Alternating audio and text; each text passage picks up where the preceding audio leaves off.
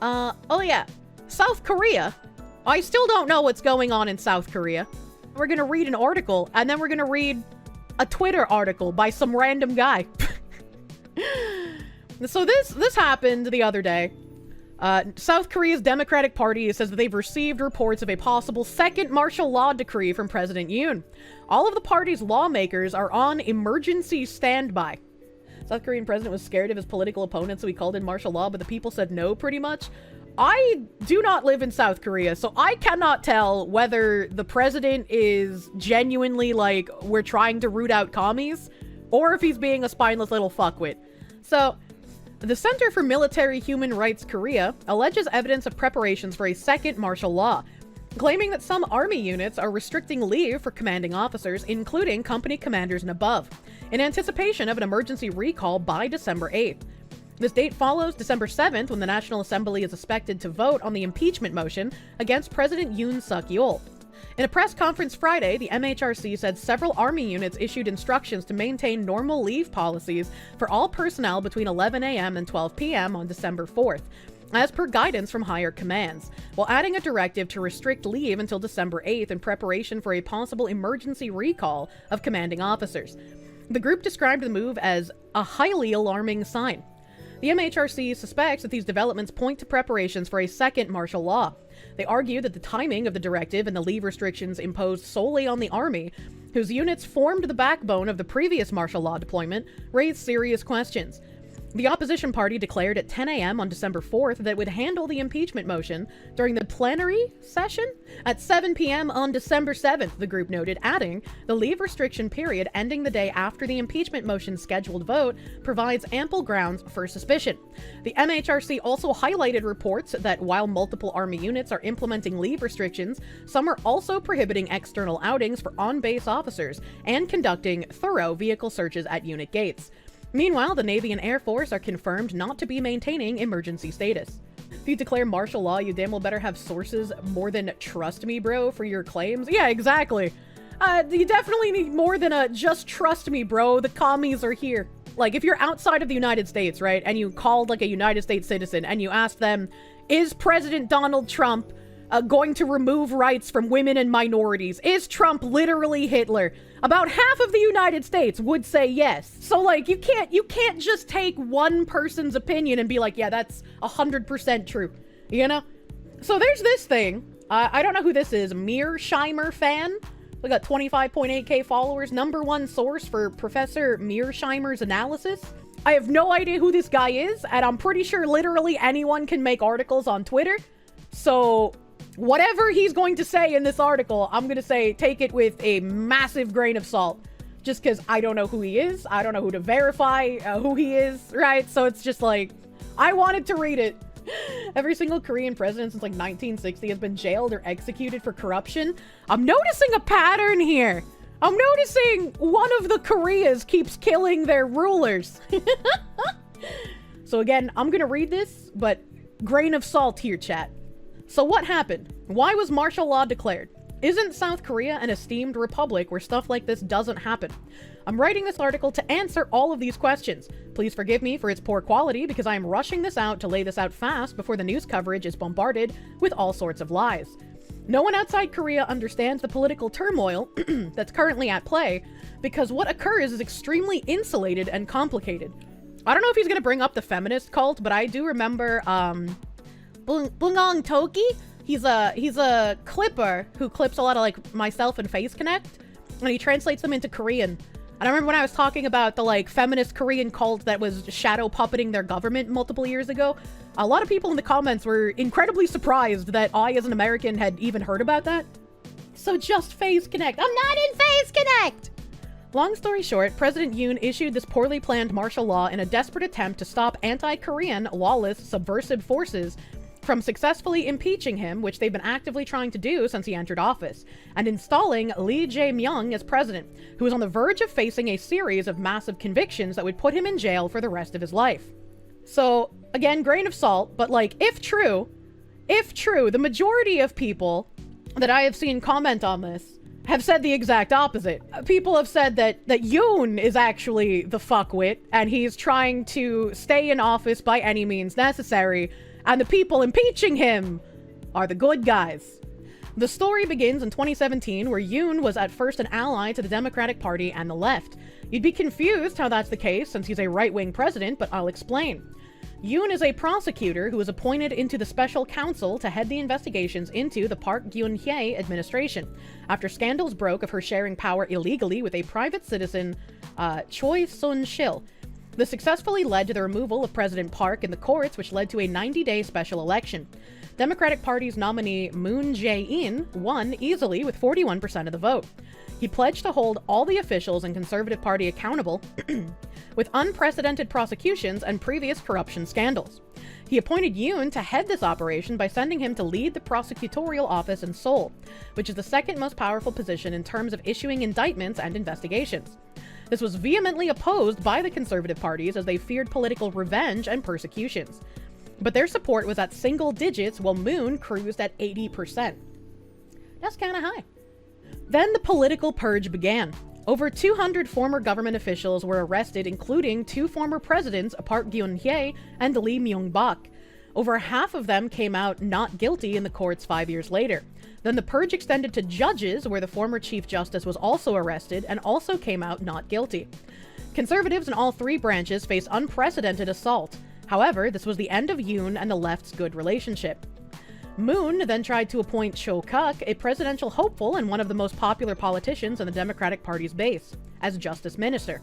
Within days, scandals emerged of his use of private equity funds and corruption behind the admission procedures of his daughter to medical school. Yoon, in the eyes of the Democratic Party, betrayed them and pursued those prosecutions along with a series of other charges plaguing the Blue House. One including pressuring police release sham warrants to win a gubernatorial election in 2018. Cho was appointed, but it was so unpopular, President Moon's approval rating plummeted into the 30s for the first time, which led to his resignation. This was when the vengeance campaign began. Moon appointed a new justice minister who used all powers at her disposal to kick out all of Yoon's allies from key positions of power and used leaks of his prosecutorial misconduct to strip him as well of being able to do anything with the current investigations. However, Yoon still refused to resign. In response, the Democratic Party, who has a filibuster-proof majority, introduced legislation to create a new department that strips all key investigative powers from the current prosecutorial offices. To stop this, Yoon resigned. Sounds like Korean Game of Thrones. Oh my god. This year-long saga ironically made Yoon the most popular presidential candidate among the conservative base, as the right-wing party was too weak and incompetent to fight the rampaging left who had all the powers. Therefore, he was nominated and became president of South Korea. This kind of sounds like America as well, right? I was like, if I had just read, like, among the conservative base as the right-wing party was too weak and incompetent to fight the rampaging left, it's like, yeah, that applies to America as well. Yoon pledged to finish the investigations that he was hampered from doing so as president, and this terrified the Democratic Party. Therefore, they passed legislation during the transition period to strip the prosecutorial office from key investigative powers and was signed by President Moon. Lee Jae-myung, the leader of the Democratic Party and former 2022 nominee, too faced corruption charges where 5 people mysteriously committed suicide during the investigative process. Korea, just like us! They also have mysterious suicides! The scandals involved money laundering of a 1 billion won construction project and bribing a Supreme Court justice to produce a not guilty verdict in one of his other scandals. Another one involves a case where Lee broke the election laws, which would force the Democratic Party to reimburse all the public campaign funds they've used in the last presidential cycle.